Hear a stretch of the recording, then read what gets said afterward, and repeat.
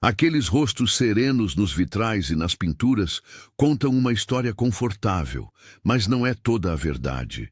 Por trás das imagens contemplativas, dos títulos honoríficos e das homenagens litúrgicas, houve um grupo marcado por contradições, impulsos falhos, lealdades instáveis e, ao mesmo tempo, uma graça tão poderosa, que transformou pescadores, cobradores e ativistas em testemunhas que mudaram o mundo. Esta é a verdade oculta dos 12. Não que fossem perfeitos, longe disso, mas que, em sua fragilidade, tornaram-se o instrumento da reconciliação que Cristo queria instaurar. Lucas 6:12. Nos lembra que, antes de escolhê-los, Jesus passou a noite toda em oração. Não foi um ato impulsivo. O número 12 não é acaso. Ecoa as 12 tribos de Israel, sugerindo uma refundação do povo de Deus. E o método da escolha revela o padrão de Deus: chamar aqueles que o mundo despreza para cumprir a sua obra. Imagine essa cena simples. Jesus improvisa na margem de um lago, estende um chamado a homens comuns e, através deles, desenha a nova família de Deus. O contraste entre a solenidade das imagens religiosas e o chão sujo da Galileia é intencional. Quando falamos das verdades ocultas, não falamos de segredos escandalosos, mas de realidades desconfortáveis. Rivalidades internas, quedas dolorosas, fidelidades discretas, destinos que a tradição conta e que os evangelhos deixam em sombras. Se esse tema está mexendo contigo, se você quer entender como Deus trabalha com pessoas reais e quebradas, inscreva-se para aprofundarmos juntos essa jornada pelos rostos por trás do título. O que está em jogo desde o início é simbólico. O número 12 não é apenas um número administrativo, é um sinal teológico. As 12 tribos de Israel foram a estrutura pela qual o povo de Deus se reconheceu. Ao nomear 12 seguidores, Jesus está sugerindo uma continuidade e, ao mesmo tempo, uma renovação. Israel encontra nova forma em torno do Messias. Lucas 6:12 descreve o momento prévio à escolha como uma noite de oração. Deus deliberando, envolvendo sua comunhão com o Pai na decisão. Esse detalhe revela algo essencial. A escolha divina não se apoia em currículos impecáveis, mas em propósitos redentores. O grupo era heterogêneo por natureza, e essa diversidade gerou tensão e beleza. Havia o núcleo íntimo, Pedro, Tiago e João, que viveu mais próximo do Senhor e experimentou transformações impressionantes. Havia os conectores como André, Felipe e Natanael, cuja tarefa muitas vezes foi aproximar outros. Havia os imprevistos, um cobrador de impostos, um homem marcado pela dúvida, um zelote, pessoas que o mundo julgava incompatíveis com um projeto de salvação. Entre eles também havia figuras quase anônimas, cujos nomes mal aparecem nos textos, e o traidor cuja ação trouxe a cruz. Ao percorrermos esses perfis, nosso olhar precisa distinguir firmemente o que os evangelhos afirmam, o que as tradições patrísticas acrescentam e o que são apenas hipóteses de estudiosos. Começando pelo mais reconhecível, Simão, chamado por Jesus de Pedro, Cefas, a rocha. A narrativa evangélica o apresenta como homem de fortes reações. Ele confessa a Cristo como o Messias, ver João 6, também os relatos sinóticos. É repreendido quando tenta dissuadir Jesus do caminho da cruz. Caminha sobre as águas e falha miseravelmente na noite da paixão ao negar o Mestre 3 vezes. Mas nenhuma dessas cenas é o final da história. Em João 21, depois da ressurreição, há uma restauração delicada e pública. Jesus pergunta a Pedro 3 vezes se ele o ama, e com cada resposta reafirma a missão de pastorear suas ovelhas. Ali está a lição pastoral mais pungente. Queda não é capítulo final, quando há arrependimento acompanhado de restauração. A trajetória de Pedro ilustra a graça que transforma impulso em serviço. Ele, que já fora impulsivo, soltando juras, falando primeiro e medindo consequências depois, torna-se líder que sofre por sua comunidade. Atos revela esse mesmo Pedro pregando com ousadia após Pentecostes e assumindo peso pastoral nas primeiras comunidades. Ao lado de Pedro, Tiago e João, os chamados Filhos do Trovão, segundo Marcos 3,17, trazem à cena um temperamento intenso. Tiago, filho de Zebedeu, aparece nos evangelhos com gestos de impetuosidade. A tradição patrística e o próprio livro de Atos registram que ele foi o primeiro dos apóstolos a sofrer martírio, conforme Atos 12:2, que relata sua morte por espada.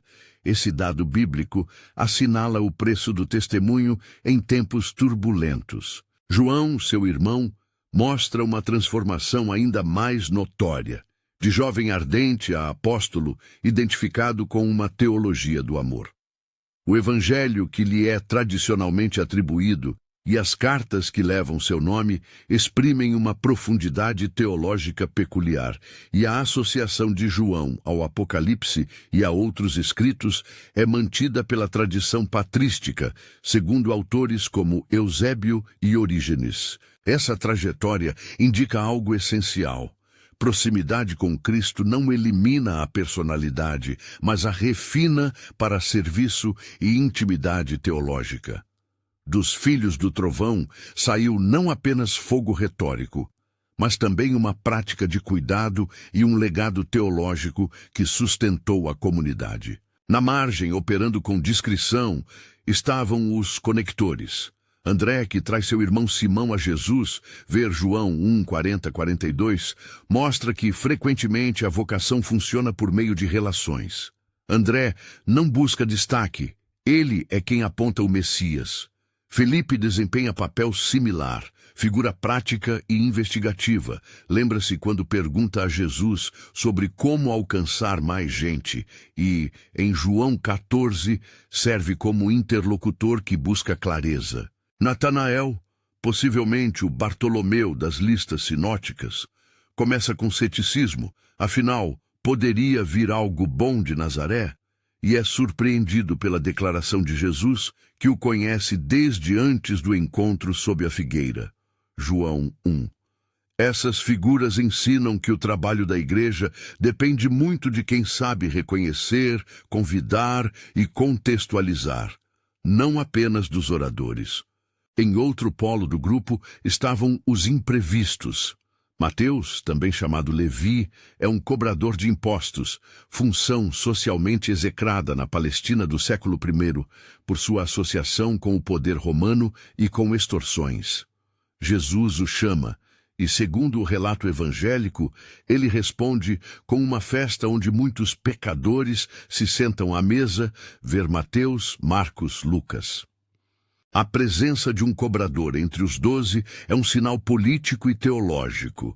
Jesus não compõe seu círculo por pureza social, mas por graça transformadora. Mateus, que segundo a tradição também é autor de um evangelho, simboliza a virada de alguém excluído para mensageiro da comunidade. Tomé, por sua vez, é lembrado pela dúvida. O episódio do ver para crer em João 20 tornou-se quase um rótulo, mas essa dúvida vem emoldurada por uma lealdade que se recusa a abandonar os seus. A confissão tardia de Tomé, meu Senhor e meu Deus, não é apenas um momento de incredulidade vencida, mas uma declaração de fé que brota do encontro honesto com a realidade da ressurreição. Simão, o Zelote, é um nome que intriga. O rótulo possivelmente o conecta a um movimento político que resistia ao domínio romano. Todavia, os textos evangélicos não nos deixam uma biografia política clara. Qualquer afirmação absoluta sobre sua militância seria hipótese. O que é certo é que Jesus reuniu pessoas vindas de diferentes espectros, daqueles que colaboravam com o sistema e daqueles que se opunham a ele. A presença de Simão no mesmo grupo que Mateus é, por si só, uma imagem teológica poderosa. O Evangelho é capaz de reconciliar opostos. Entre os menos lembrados estão Tiago, filho de Alfeu, e Tadeu, também chamado Judas, filho de Tiago, cujos nomes aparecem nas listas, mas cujas narrativas são escassas. Essa condição de anonimato não diminui seu valor. Pelo contrário, há uma fidelidade silenciosa que sustenta comunidades inteiras sem busca de reconhecimento. Quando a tradição registra que Tadeu fez perguntas sobre revelações públicas e que Tiago Menor assumiu papéis pastorais locais, devemos marcar isso como tradição ou conjectura, não como dados bíblicos incontestáveis. Ainda assim, essas figuras representam a maioria da igreja, servidores discretos, cujas vidas não se tornam manchete, mas que são essenciais ao tecido comunitário. Então chegamos ao traidor, que tornou-se símbolo de queda, Judas Iscariotes. O que sabemos das Escrituras é sombrio e direto em certos pontos e ambíguo em outros. Os evangelhos o colocam como responsável pela tesouraria do grupo em alguns relatos. Por exemplo, João aponta para sua função como aquele que cuidava do dinheiro. Em João 13:2, também lemos que, naquela ceia, Satanás já havia posto no coração de Judas a intenção de trair, uma expressão que os evangelistas usam para indicar uma ação com consequências espirituais graves. No entanto, quando o assunto são as motivações internas de Judas, ganância, desilusão política, manipulação espiritual, é preciso cautela. Algumas tradições sugerem motivos financeiros, outras falam de expectativas messiânicas frustradas. Há ainda interpretações que o veem como peça necessária no plano que levaria à crucificação. Todas essas são hipóteses e, quando mencionadas, devem ser apresentadas como tal, possíveis, plausíveis, mas não comprovadas. Sobre sua morte, os relatos dos evangelhos não são uniformes. Mateus descreve remorso, confissão e suicídio. Atos 1 apresenta um detalhe diferente sobre sua queda e morte. Essas diferenças textuais indicam que, mesmo nos textos canônicos, há pontos que exigem humildade interpretativa. Comparar Judas e Pedro é talvez a confrontação mais dolorosa e pedagógica da narrativa apostólica. Ambos falharam dramaticamente, mas o caminho que cada um percorre depois da falha é apresentado de modo distinto nas Escrituras. Pedro negou, mas chorou e se voltou para Jesus. Sua negação é seguida por restauração no diálogo ressuscitado de João 21. Judas traiu.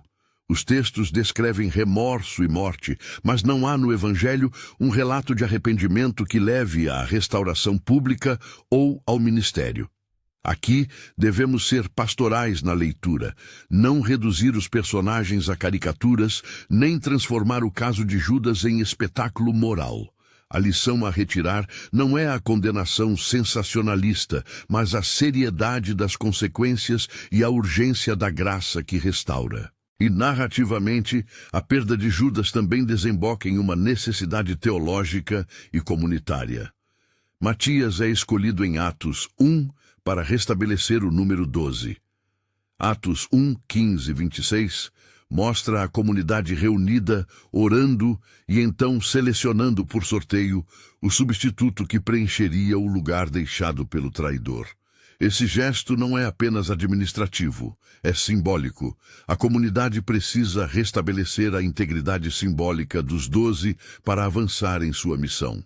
Matias surge, portanto, como sinal de que a vida comunitária precisa persistir e renovar-se mesmo após rupturas. Esses perfis, tomados em conjunto, formam um retrato de como Deus opera em meio às contradições humanas. Ele chama pessoas com passados complicados, personalidades difíceis e histórias truncadas. A ordem não foi feita por meritocracia espiritual, mas por propósito. A narrativa bíblica de vocação e transformação tem uma insistência clara. Não imponha à vocação os critérios do mundo. Isso nos leva diretamente à aplicação prática para hoje. Primeiro, a graça é o fundamento da vocação. Se você acha que não tem currículo, pedigree moral ou história ilibada suficiente para ser usado por Deus, lembre-se dos 12. Mateus estava em uma mesa que marcava exclusão. Simão poderia ter passado como radical. Pedro negou, Thomas duvidou, e ainda assim eles foram usados. A graça de Deus não é um prêmio para os melhores, mas o meio pelo qual pessoas quebradas são moldadas para missões maiores.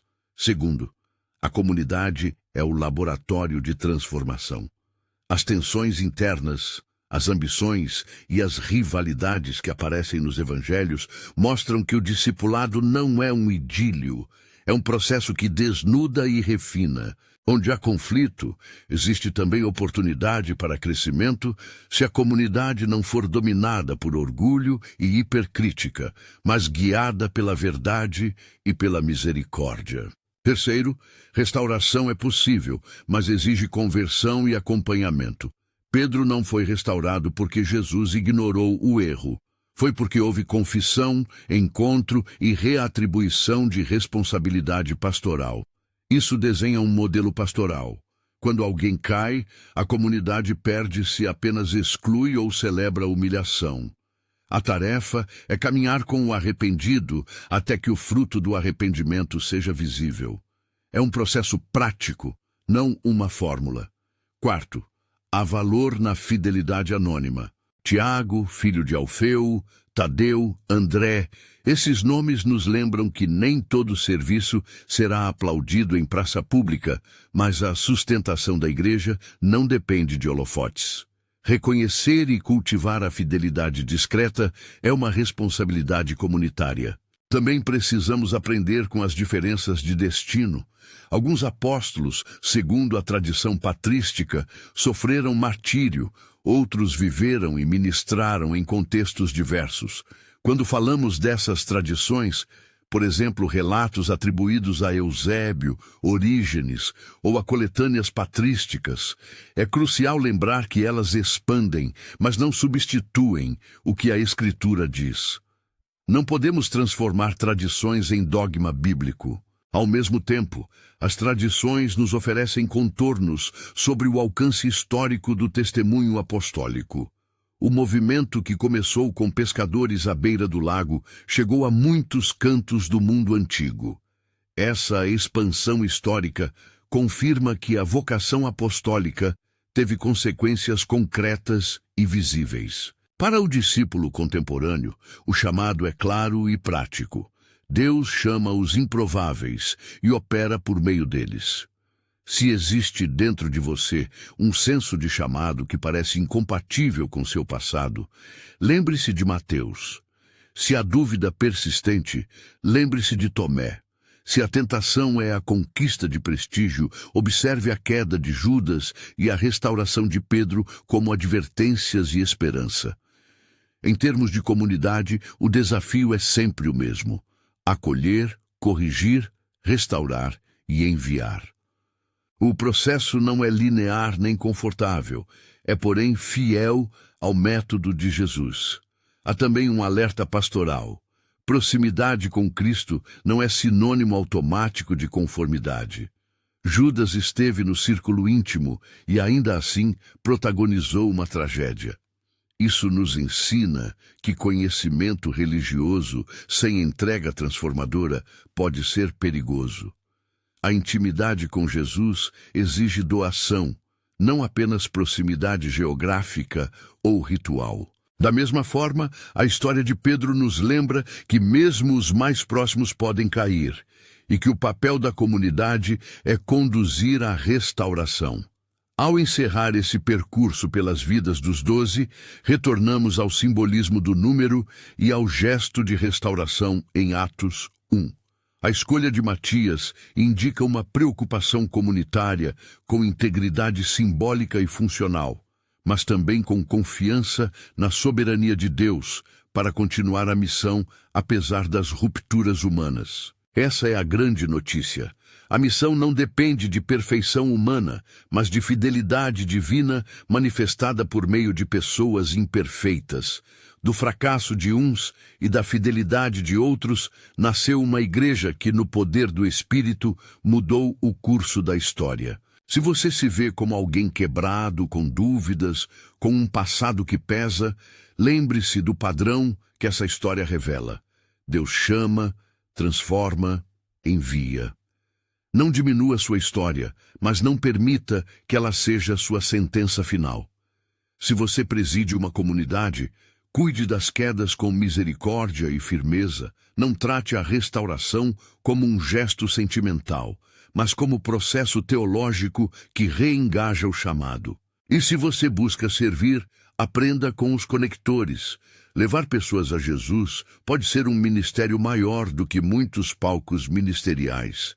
Se esta mensagem tocou seu coração, se você quer continuar esse caminho de descoberta sobre como Deus age por meio de pessoas reais, inscreva-se no canal para que possamos estudar juntos outras figuras e desdobramentos da igreja primitiva. Há mais a aprender nas entrelinhas dos evangelhos e nos contornos das tradições, sempre com humildade interpretativa e sensibilidade pastoral. Convido você agora a um exercício pessoal. Escolha um dos 12 com quem você mais se identifica. O impulsivo, o cético, o excluído, o discreto, o traído. E imagine conversar com Jesus na margem do lago. O que você ouviria? Que correção? Que convite? Deixe que a narrativa desses homens e mulheres converta suas expectativas sobre vocação. A graça que reconstituía a vida de Pedro pode reconstituir a sua. A presença de um cobrador entre os escolhidos lembra que não há lugar onde Deus não possa entrar. E a escolha de Matias recorda que as comunidades fiéis e orantes encontram meios para se renovar. Compartilhe este vídeo com alguém que precisa ouvir que a sua história não define sua utilidade para o reino. Junte-se a nós na busca de uma fé que não é cega aos erros, mas que confia no poder restaurador do Evangelho.